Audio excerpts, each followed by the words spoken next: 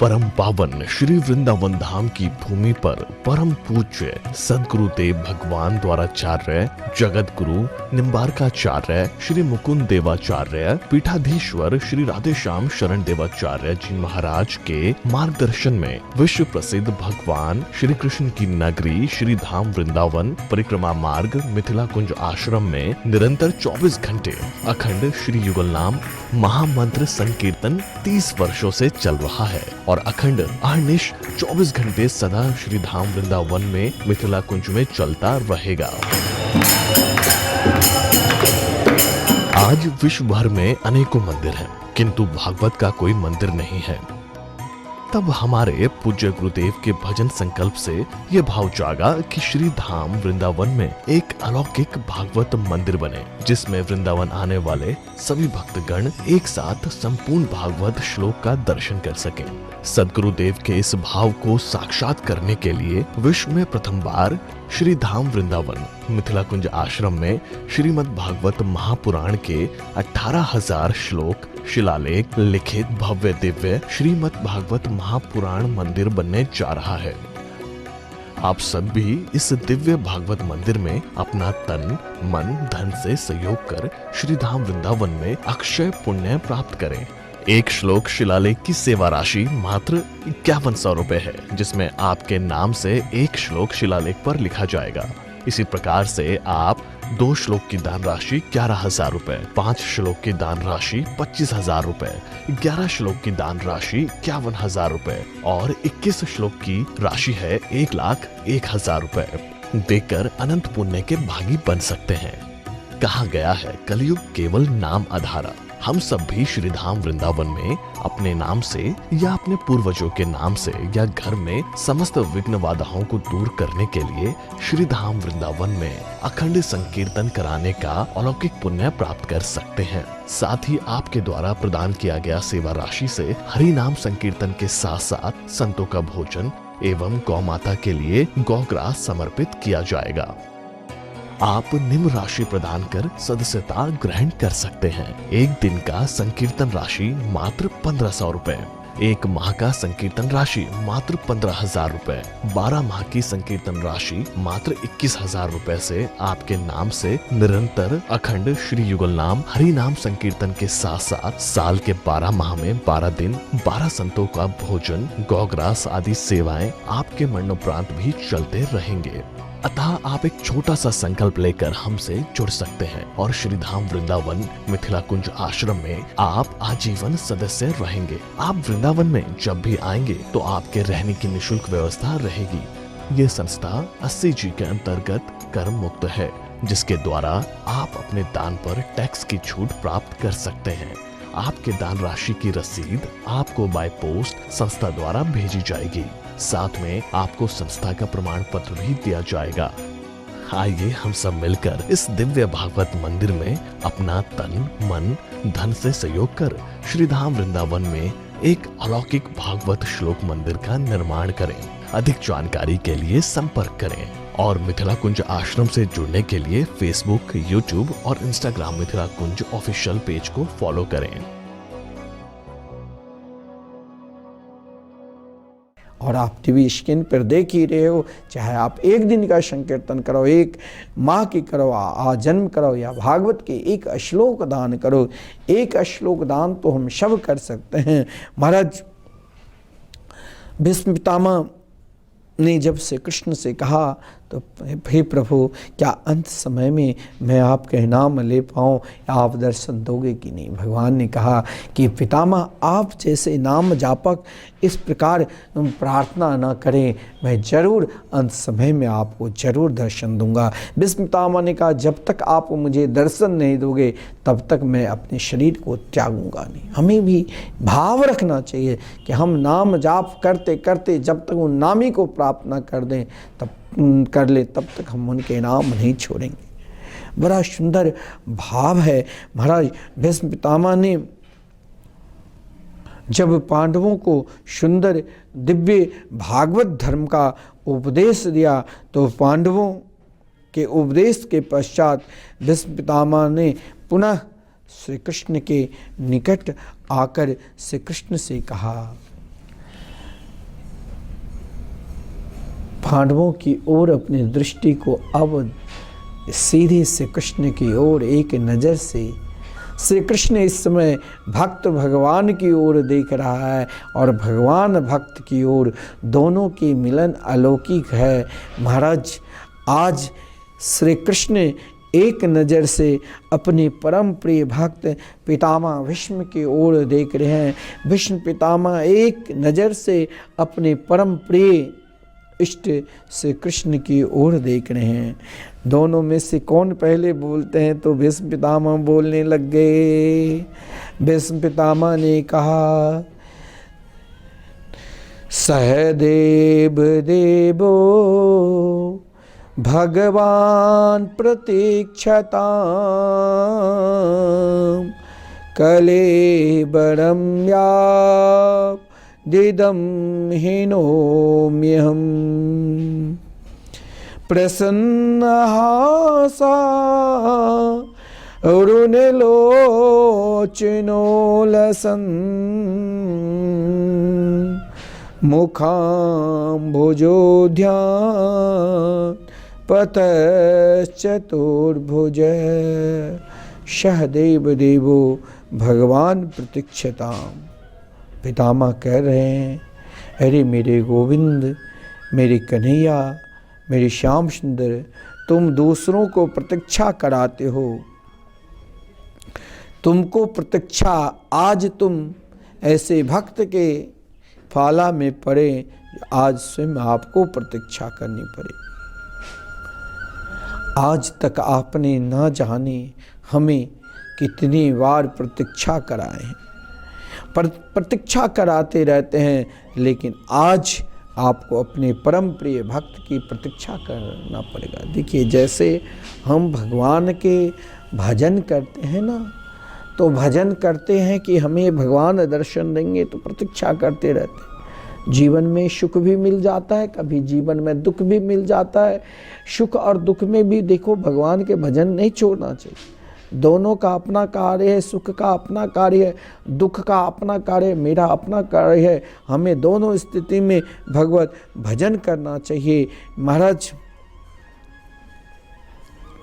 आज भीष्म पितामह ने यही कहा कि प्रभु आप हमें प्रतीक्षा कराएं, आज आपको प्रतीक्षा करना पड़ेगा। सहदेव देवो भगवान प्रतीक्षताम्। क्योंकि आज आपने ऐसे भक्त के पाला पड़ा है जो, हे गोविंद, आज आपको प्रतीक्षा करनी पड़ेगी। आज आप प्रतीक्षा करो। भगवान बोले कि किसकी प्रतीक्षा करूं? भीष्म पितामह ने कहा, आज मेरी प्रतीक्षा करो। अरे आपकी प्रतीक्षा? आप तो यही हैं, तो फिर मैं किसकी प्रतीक्षा करूं? बोले, प्रभु ये मैं भी जानता, तुम यही हो और तुम्हारी प्रतीक्षा क्या करूं, लेकिन प्रभु हम तो यही हैं। ये ठीक है, परंतु आज ऐसी प्रतीक्षा नहीं। पहली प्रतीक्षा भीष्म पितामह ने कहा, जब तक मैं अपने पंच भौतिक शरीर को छोड़कर आप में न एक हो जाऊं, तब तक आप यहीं खड़े रहकर मेरी प्रतीक्षा करो अंतिम समय तक। ये कोई कह सकता है? हाय किसी में ताकत, ये ताकत है। अगर कोई भगवान से कह भी दे तो भगवान उनकी बात मान लेगा क्या? नहीं। हाँ, भगवान सदा अपने परम प्रिय भक्त की सदा बात मानते हैं। भक्त अगर चाहे तो उसे नचा ले, भक्त अगर चाहे तो उसे बुला ले, भक्त अगर चाहे तो अपने साथ ले जाए। भगवान सदा अपने परम प्रिय भक्त के अधीन रहता है। सच भीष्म पितामह ने कहा कि प्रभु दूसरा शर्त, हे प्रभु, जब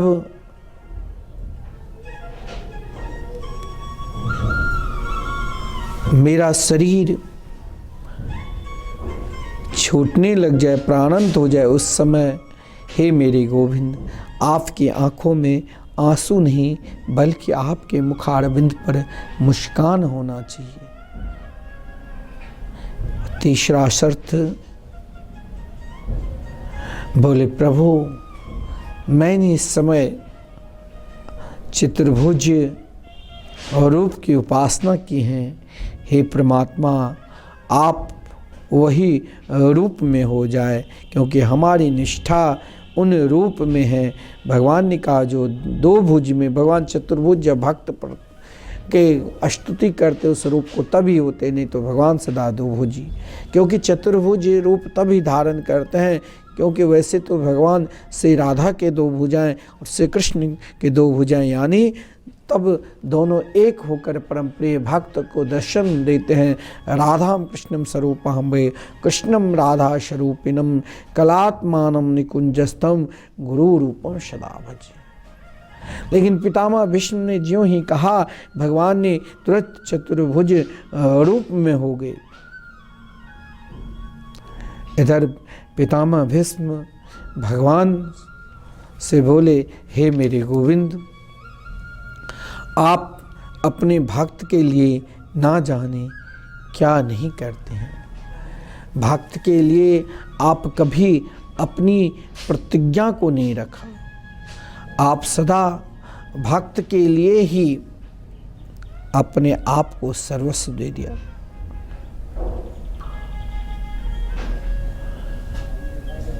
पितामह से भगवान ने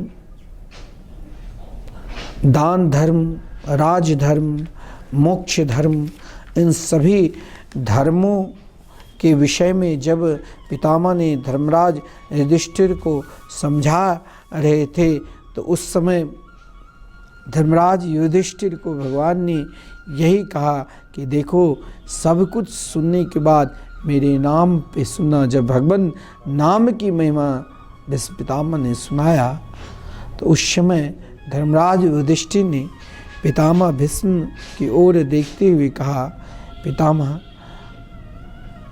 आपने जो हमें आज उपदेश दिया, इन उपदेश को मैं कभी नहीं भूलूंगा।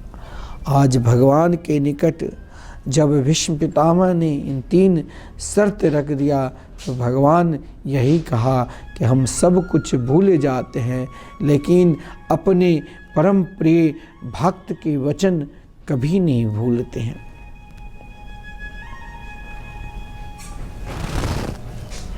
भीष्म पितामह ने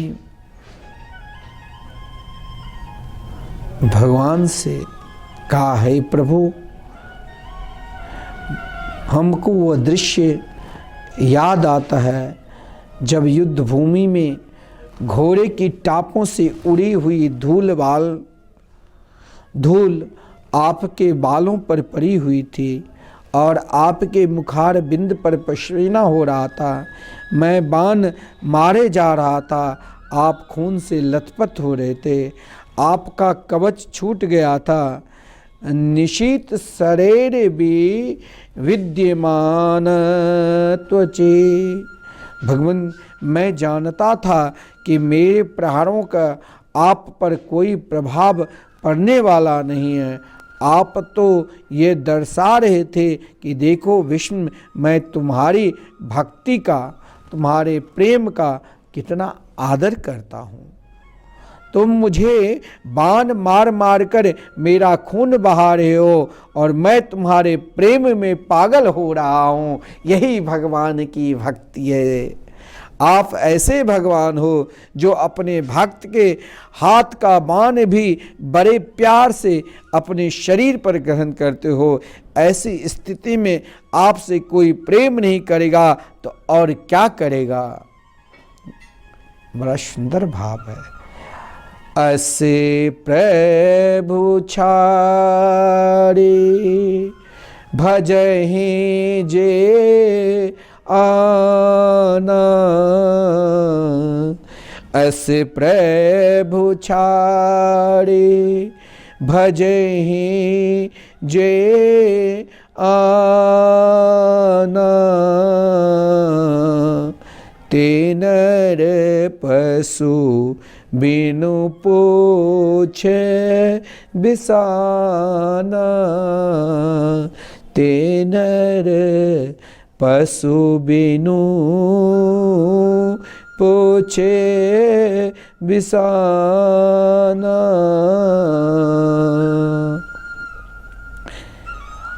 हे प्रभु,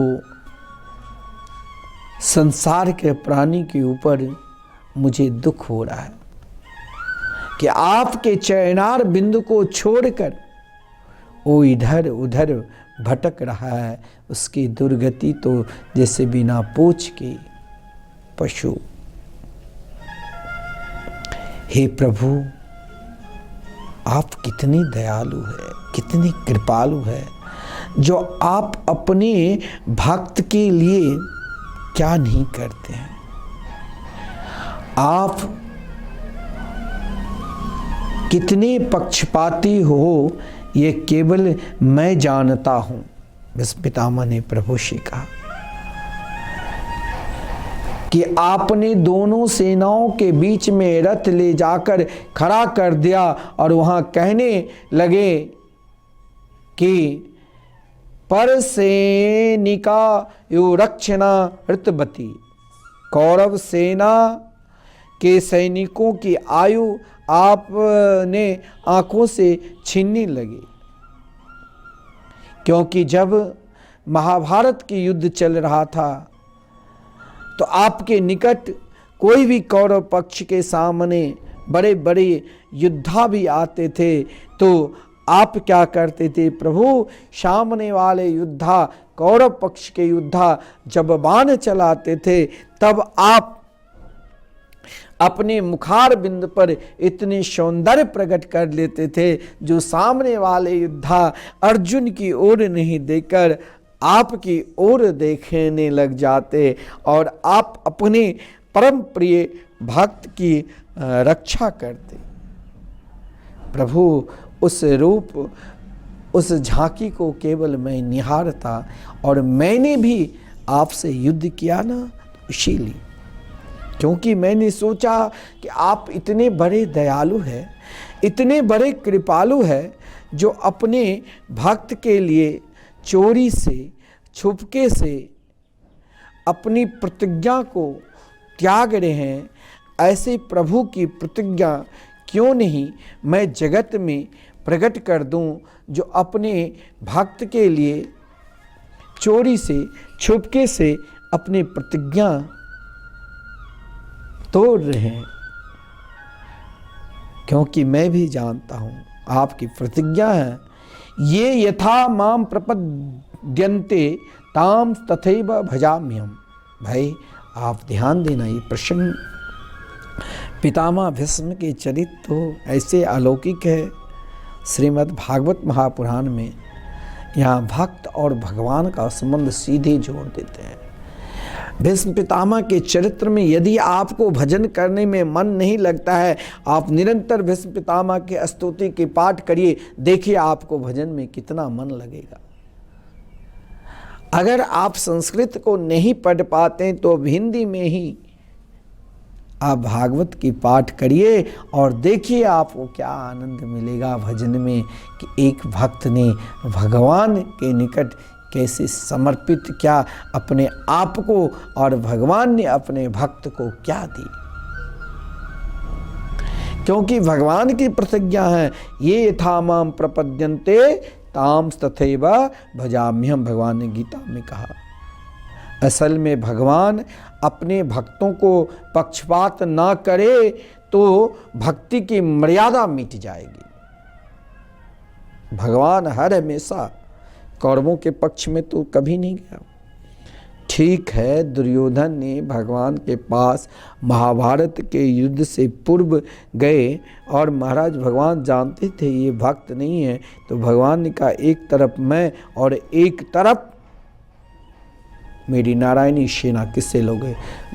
दुर्योधन ने सोचा इनको लेकर क्या करूं, ये तो बोल रहे ना मैं महाभारत के युद्ध में युद्ध करूंगा, नहीं अस्त्र शस्त्र उठाऊंगा, और महाराज युद्ध में विघ्न डाल देंगे, हर हमेशा महाराज अपनी लीला करने लग जाएंगे, क्योंकि दुर्योधन भक्त नहीं था। लेकिन जब अर्जुन से कहा गया तो अर्जुन ने कहा मुझे कुछ नहीं चाहिए, हे श्याम सुंदर आप युद्ध भी मत करिए, लेकिन आप तो केवल मेरे जीवन की बागडोर सब आपके हाथ में है। तो भगवान ने कहा अच्छा, तुमने अपने जीवन की बागडोर मेरे हाथ में सौंप दिया, सब भार तुम्हारे हाथों में मेरे गोविंद, तो लो मैं तेरे बागडोर को, तेरे रथ की घोड़ा को मैं भटकने नहीं दूंगा, मैं उसे अपने अंकुश में लगा कर रखूंगा, तुम मेरे रथ पे बैठना, मैं रथ चलाऊंगा, क्योंकि भगवान की प्रतिज्ञा है। इसीलिए भगवान हर हमेशा अपने परम प्यारे भक्तों के पक्षपात अगर ना करे तो फिर भक्ति की मर्यादा ही मिट जाएगी। इसीलिए भगवान भक्त के ही सदा पक्ष लेते हैं। भीष्म पितामह ने यही कहा कि भक्ति की महिमा को बढ़ाने के लिए आपने सदा भक्त के साथ दिया, पक्ष लिया। अगर आप नहीं लेते तो भक्ति क्यों कोई करेगा। अगर भगवान अपने भक्त के साथ नहीं देंगे तो फिर भक्ति कौन करेंगे। वे गाली देने वाले और नाम लेने वाले दोनों से एक ही व्यवहार करे तो उनका नाम क्यों लेगा। भक्तों को कुछ गाली देने वाला ऐसा गाली नहीं। भगवान को अगर शिशुपाल ने गाली भी दिया तो भी कल्याण, लेकिन ऐसा जो सत्संग से दूर, भगवान नाम से दूर, भगवान सत्संग से दूर, उनकी पक्ष भगवान नहीं लेते। भगवान तो जो उनके नाम रूप लीला धाम के स्मरण करते हैं उनकी पक्ष लेते हैं, क्योंकि वे गाली देने वाले और नाम लेने वाले दोनों से एक ही व्यवहार करे तो फिर उनका नाम क्यों लेगा। भक्त को कुछ विशेषता तो मिलनी ही चाहिए। अर्जुन युद्ध से विमुख हो गया, पर अपने आत्मज्ञान का उपदेश करके उसकी कुमति को प्रभु ने हर लिया। भक्तों को हमेशा बड़ा करके रखना प्रभु हे मेरे गोविंद आपकी परंपरा है। आपने अपनी प्रतिज्ञा को तोड़ दी, किंतु मेरी प्रतिज्ञा को सत्य सिद्ध करने के लिए प्रभु मुझे याद है कि आपने रथ को पहिया लेकर मुझे मारने दौड़ पड़े।